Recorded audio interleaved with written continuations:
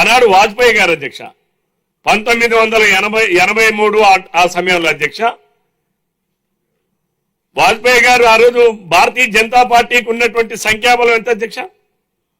ఇద్దరు సభ్యులు ఉండేవాళ్ళు అధ్యక్ష. వాజ్పేయి గారు, ఎల్కే అద్వానీ గారు. వారిద్దరూ కూడా ఆ రోజు సభలో వారి వాగ్దాటితో, వారి పటిమతో, వారికి ఉన్నటువంటి సమయస్ఫూర్తితో ఆ రోజు ప్రతిపక్ష హోదా లేకుండా దేశ సమస్యల్ని సమర్థవంతంగా ఆనాడు మరి పార్లమెంట్ లో ప్రస్తావించినటువంటి సందర్భాలు ఎన్నో చూసాం అధ్యక్ష. మరి 2004 లోక్సభ ఎన్నికల అధ్యక్ష కాంగ్రెస్ పార్టీకి 44 మంది పార్లమెంట్ సభ్యులు ఎన్నికయ్యారు అధ్యక్ష. 55 మంది పార్లమెంట్ సభ్యులు ఎన్నికైతేనే ప్రతిపక్ష హోదా ఇస్తారు అధ్యక్ష. కాంగ్రెస్ పార్టీ లేకపోయినా రాహుల్ గాంధీ గారు సభకు హాజరు కాలేదా? ప్రజా సమస్యలను ప్రస్తావించలేదా?